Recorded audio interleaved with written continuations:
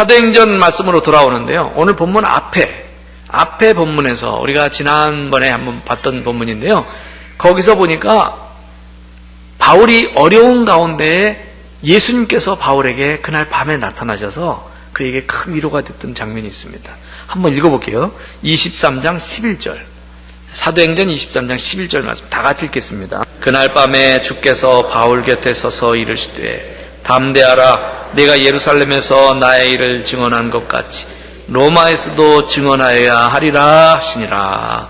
아멘. 사도 바울은요, 예루살렘 공회에서 신문을 받고 막 사람들한테 공격을 받고 유대인들의 공격을 받고요, 굉장히 마음에 힘들었을 때였습니다. 근데 그날 밤에 주님이 나타나셔서 바울 곁에 서서 말씀하신 거예요. 담대하라. 내가 너와 함께 하겠다. 넌 이 예루살렘을 떠나서 나중에는 로마까지 가게 될 거다. 그 자리에서도 복음을 증거해라. 바울은 지금 어려운 상황에 처해 있는데 주님께서 곁에 나타나심으로 바울에게 큰 위로를 주셨습니다. 여러분, 우리가 무엇을 하든지 어려움 가운데 있든지 함께 모여서 또 공동체를 이루든지 우리 주님이 신실하게 우리 믿음으로 살 때에 우리 주님이 우리 곁에 계시다는 사실을 믿으시기 바랍니다. 믿음의 공동체 안에 끊임없이 체험되어질 것이 바로 그거예요. 우리 주님이 나와 함께 하시는구나 라고 하는 것을 체험하는 겁니다. 자, 이제 오늘 본문의 말씀으로 들어갑니다. 오늘 본문의 말씀 12절 13절 말씀을 다 같이 한번 읽겠습니다. 날이 새매 유대인들이 당을 지어 맹세하되 바울을 죽이기 전에는 이같이 동맹한 자가 40여 명이더라. 아멘. 여러분 잠깐 한번 생각해 보십시다. 우리가 직장이든지 일터든지 어떤 공동체든지 나를 싫어하는 사람이 한 사람이라도 있으면 괴롭습니다. 나를 싫어하는 사람이 한 사람이라도 있으면 참 힘들어요. 여러분 그런 경험 해보신 적 있어요? 나를 싫어하는 사람 한 사람이라도 있으면 힘들어요. 저도 목사로 살면서 그런 경험 많이 했어요. 제가 또 굉장히 예민하고 눈치를 잘 보거든요. 근데 뭐 때문에 시험에 들었는지 하여튼 나를 싫어하는 눈치를 팍팍 내는 사람이 있어요. 그럼 한쪽으로 아유 저 집사님 왜 그럴까 이런 생각이 드는데 여러분 어느 공동체든지 나를 싫어하는 눈치를 보이는 사람이 있으면 아주 괴롭습니다. 근데 이게 공동체만 그런 게 아니에요. 직장이나 일터만 그런 게 아니에요. 여러분 가정이나 친척들 형제 중에서도 나를 싫어하고 나랑 적대시된 사람 한 사람만 있어 보십시오. 굉장히 괴롭습니다. 좌불안석이에요. 사도 바울은 지금 뭐라고 그래요? 바울을 죽이기 전까지는 먹지도 않고 마시지도 않겠다 이렇게 결심한 사람이 몇 명이나? 40여 명이나 된다는 거예요. 그러니 바울이 지금 어떤 형편이겠습니까? 유대인들이 완전히 바울을 죽이기로 작심을 한 거죠. 얼마나 이게 힘들고 무서운 일입니까? 지금도 사실은 저 북한이나 공산권 국가 또 이슬람권 국가에서 복음을 전하는 사람들에게는 이런 위협들이 똑같이 일어나고 있어요. 생명의 위협이 계속되고 있는 거죠. 자, 오늘 본문에서 이 40여 명의 사람들이 대제사장과 장로들을 찾아가요. 유대인 지도자들을 찾아갑니다. 그리고 자기들의 계획을 이야기합니다. 뭐라고 이야기하냐면 천부장에게 사람을 보내서 다시 조사할 것이 있으니 바울을 좀 예루살렘 공회로 보내달라 이렇게 하십시오.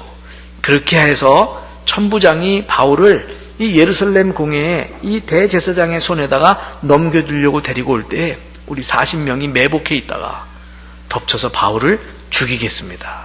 이렇게 이야기를 합니다. 이렇게 제안을 해요. 자, 요 내용이 14절 15절 말씀이에요. 우리 그 장면을 상상해 보면서 요거 읽어보십시다. 대제사장들과 장로들에게 가서 말하되 우리가 바울을 죽이기 전에는 아무것도 먹지 않기로 굳게 맹세하였으니 이제 너희는 그의 사실을 더 자세히 물어보려는 척하면서 공회와 함께 청부장에게 청하여 바울을 너희에게로 데리고 내려오게 하라. 우리는 그가 가까이 오기 전에 죽이기로 준비하였노라 하더니. 아멘. 무슨 내용인지 아시겠죠? 그 상황이 여러분 떠오르십니까? 이 40명이 찾아가서 그렇게 해달라고 그래요. 그 대제사장과 장로들이 거기에 또 응해요. 여러분, 이 예루살렘 공회 대제사장들과 장로들, 서기관들이 이 살인 음모를 겉으로 나타내지는 않았지만 내면적으로는 협조하기로 합니다. 그게 사실은 뭐예요? 이 사람들이 배후 세력인 거죠. 이 대제사장과 장로들, 서기관들이 배후 세력이에요. 여러분, 배후 세력이란 언제나 가까운 데 있습니다. 겉으로는 합법적이고 겉으로는 굉장히 그럴듯하게 보이지만 사실은 그 행동대원이잖아요. 40여 명. 그 행동대원을 이렇게 하는 걸 오히려 그걸 뒤에서 조절하면서 배후 세력으로 있는 거잖아요. 그들이 나중에 죄를 뒤집었으면 그 막아줄 생각하면서. 사실 우리 사회에도 그런 일이 얼마나 많을까. 전 자세히 몰라도 그런 힘을 가진 사람들이 배후 세력에 대해서 그 내면에 탈법과 불법 그리고 심지어는 이런 음모들이 있는 것 짐작을 하고 남습니다. 공산권이나 이슬람권에는요 기독교인들을 향한 그런 음모들이 지금도 일어나고 있죠. 여러분, 그것을 보면은 그런 것들 때문에 의인들이 핍박을 받아요. 세상에서 의롭게 살려고 하고 그리고 올바로 살려고 하는 사람들이 오히려 핍박을 받습니다.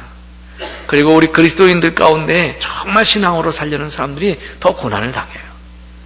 예수님이 산상수훈에서 그런 말씀하셨어요. 마태복음 5장 10절에서 12절까지 있는 말씀인데 제가 읽어드릴게요. 의를 인하여 박해를 받은 자는 복이 있나니 천국이 그들의 것입니다. 나로 말미암아 너희를 욕하고 박해하고 거짓으로 너희를 거슬려 모든 악한 말을 할 때에는 너희에게 복이 있나니 기뻐하고 즐거워하라. 하늘에서 너희의 상이 큼이라. 너희 전에 있던 선지자들도 이같이 박해하였느니라.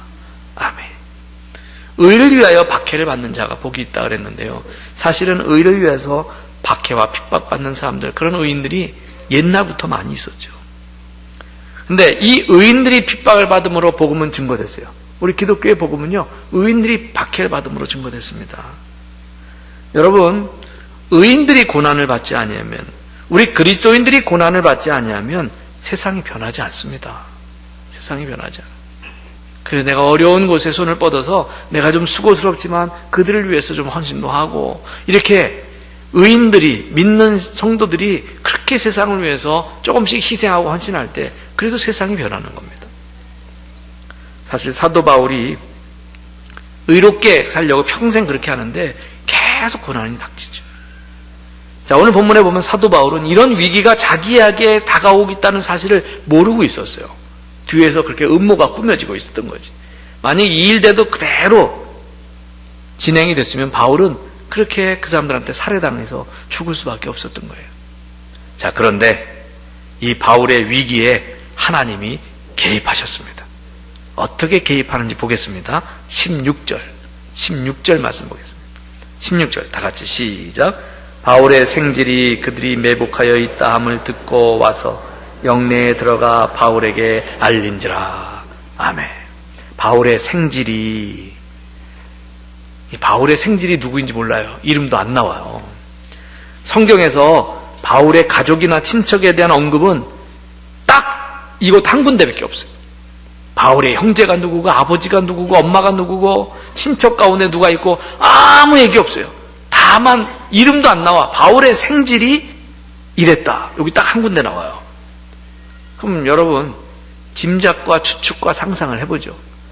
성경은 이 추측과 상상을 하면 참 재미있습니다. 네?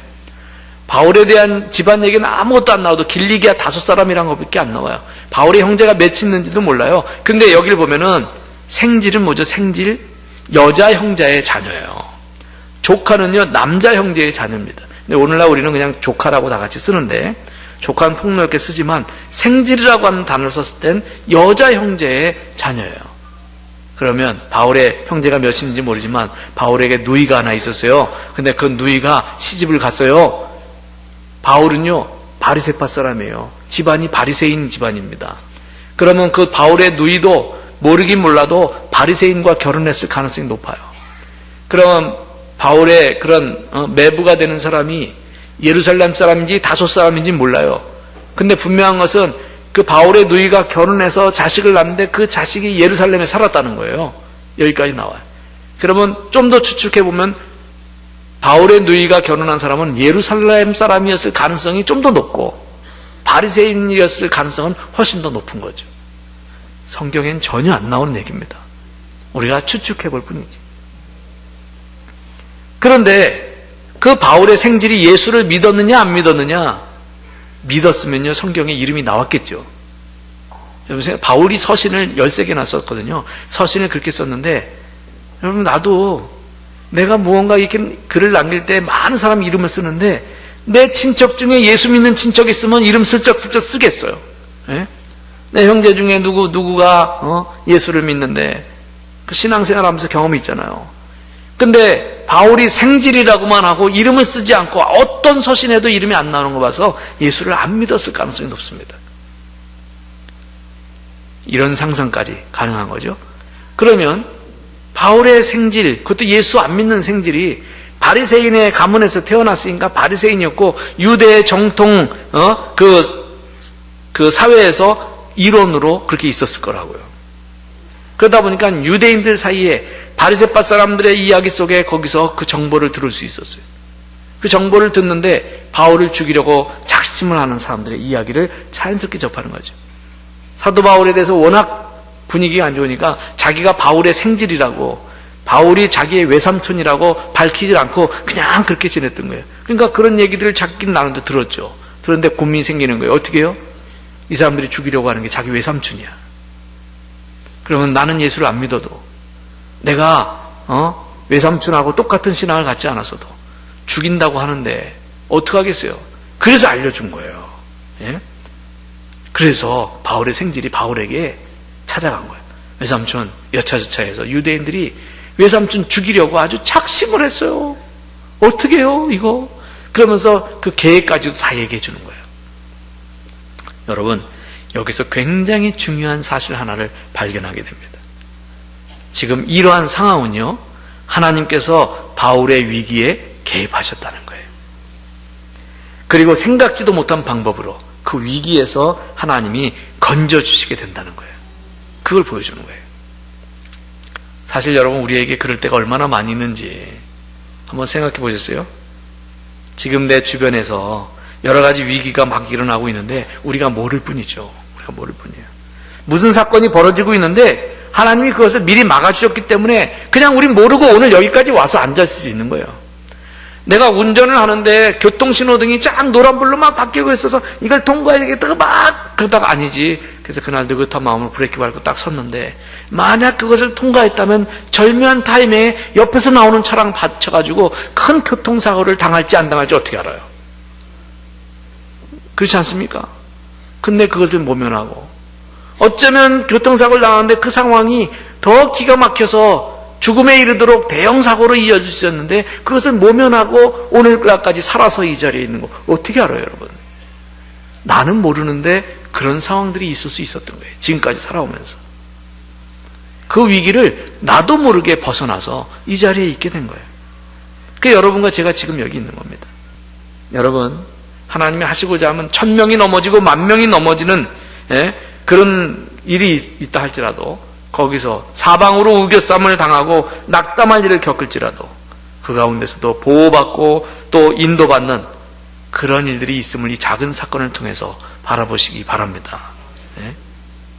사도 바울 생질에게서 자신을 죽일 음모가 있다는 소식을 들어요. 이 소식을 듣으니까 아주 여유있게 백부장을 통해서 천부장에게 가서 이런 사실을 다 고하도록 조치를 취합니다. 바울이 이날 흔들리거나 두려워했다는 그런 표현이 하나도 없어요. 왜 그랬습니까? 이 소식을 듣기 전에 하룻밤 전, 바로 어젯밤에 주님이 나타나셔서 곁에 서서 직접 담대하라, 내가 이렇게 너와 함께 있다, 이걸 알려주셨거든요. 그래서 바울은 그 주님의 음성을 하루 전에 들었거든요. 그래서 지금 자기를 살해하려고 그런 음모가 있다는 소식을 들어도 놀라거나 흔들리지 않고 담대하게 그 일을 하는 거예요.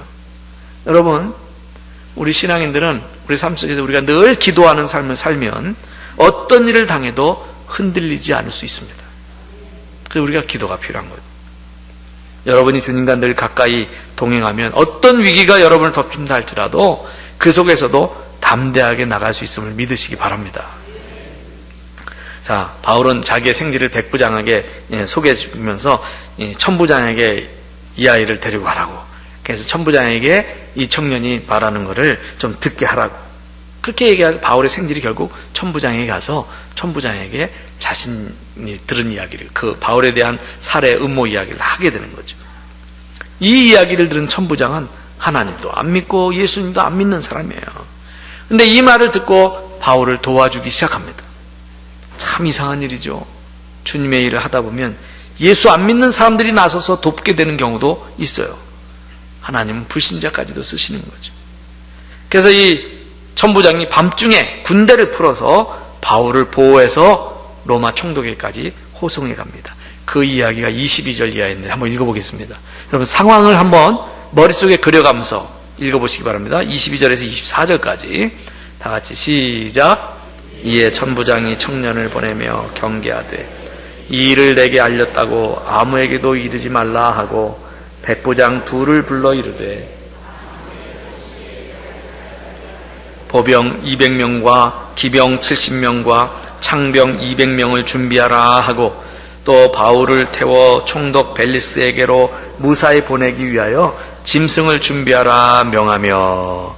아멘. 밤 3시, 여기 유대인의 밤 3시면 오늘날의 밤 9시입니다. 오늘날 우리 시간으로 저녁 9시에 해당하는 시간인데 모든 일과가 다 끝난 시간이에요. 병사들도 기초적으로 보초만 쓰는 경계복만 남겨놓고 다 막사로 들어가서, 또는 장교들은 집으로 들어가서 쉴 시간입니다. 근데 이때 천부장이, 자기 휘하의 천부장은 1000명의 군사들을 거느리고 있는 사람이거든요. 천부장이 바울 한 사람을 보호하기 위해서 모든 업무가 끝난 그 시간에 보병 200명, 기마병 70명, 창을 든 창병 200명, 도합 470명을 동원해요. 470명을 동원해요. 그리고 바울을 말에 태워서, 말을 준비하게 해서 바울을 말에 태워서 앞뒤로 군인들 470명이 호위를 하고 바울을 가이사랴까지 호송하는 겁니다.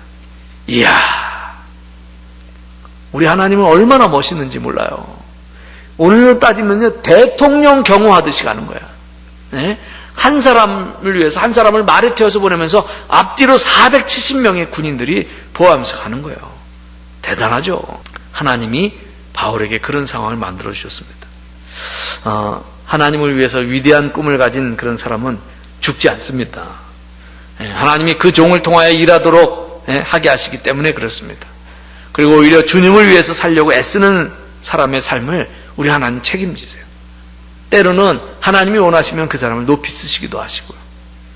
설령 최악의 상황에 내몰릴지라도, 하나님의 사람이 최악의 상황에 내몰릴지라도 그 상황을 최선으로 바꾸시는 분이 하나님이십니다. 오늘 성경 말씀에 나오는 바울의 이야기가 바로 그런 이야기예요. 여러분, 이런 상황이 여러분에게도 있기를 바랍니다. 오늘날 그리스도인들과 목회자들은요, 예수 때문에 핍박을 받고 고난을 당하는 것이 아니라 종종 자기들이 윤리적으로 도덕적으로 잘못해서 흠을 잡혀서 비난받고요, 또 사사건건 사기 사건 같은 데 휘말려가지고 세상에서 손가락질 받는 일들이 얼마나 많은지 몰라요. 오늘날 이 사회에 일어나고 있는 부정과 그런 대형 사건에 그리스도인이 관계된 일이 참 많이 있습니다. 참 부끄러운 일이고 안타까운 일인데, 여러분, 저와 여러분에게는 정말 의로운 일을 하고 올바른 삶을 살다가 고난받는 일이 있을지언정 부도덕하고 부정직함으로 손가락질 받는 일은 없기를 바랍니다. 자, 천부장은 총독에까지 편지까지 썼어요. 총독에게 편지까지 써서 그걸 들려서 보냅니다. 그러면서 총독 벨리스 각하에게 문안하나이다, 그러면서 이 천부장이 편지까지 썼어요. 그 편지의 내용은 이 유대인들이 이 바울이라는 사람을 죽이려고 여러 가지 음모도 꾸미고 그러는데 자기가 볼 때는 이 사람에게 죄가 없다라고 하는 거예요.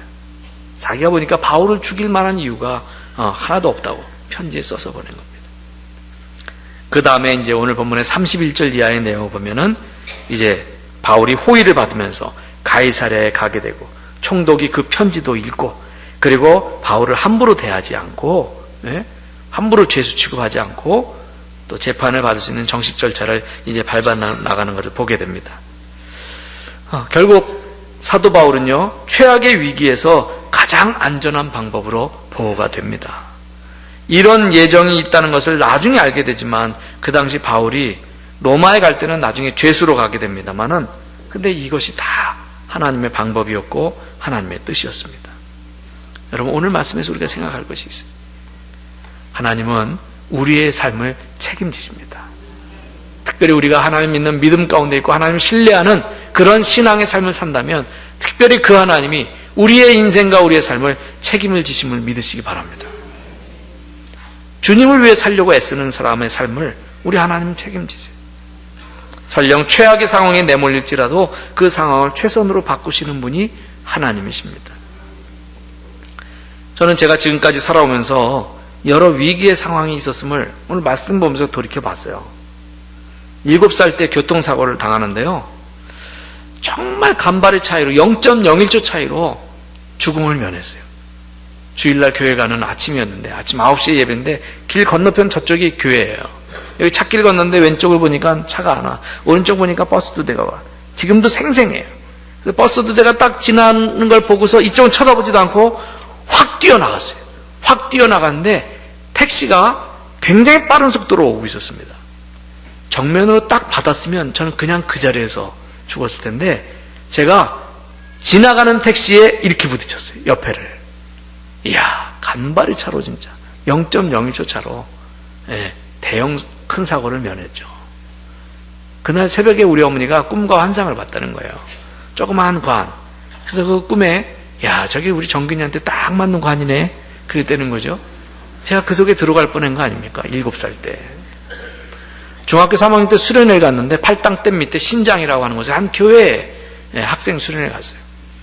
팔당댐 아래에 모래톳이 있고 강 가운데 물이 적으니까 허리쯤 차는 물을 건너서 그리고 거기에 넓은 모래밭에서 축구를 하면서 공을 차면서 막 놀았어요.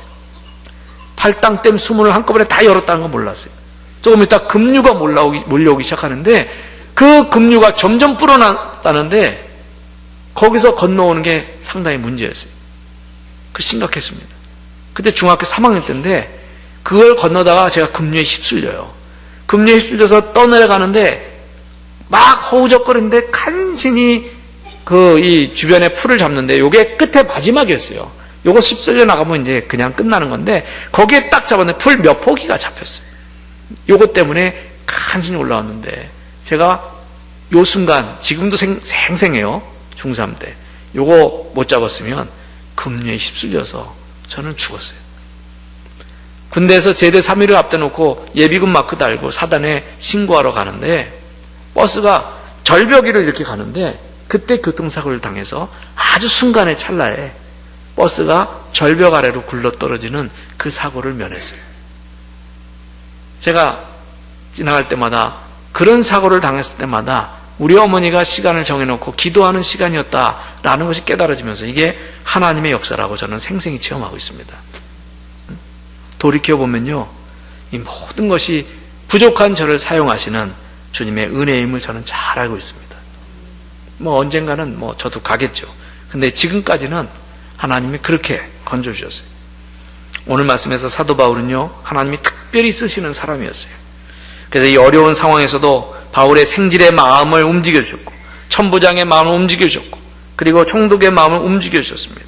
그래서 위기에서도 지켜주신 거예요. 여러분들에게도 이런 일들이 있기를 바랍니다. 여러분, 하나님은 우리의 삶을 책임지십니다. 인생이란 무엇입니까? 여러분, 우리들에게 인생이란 무엇일까요?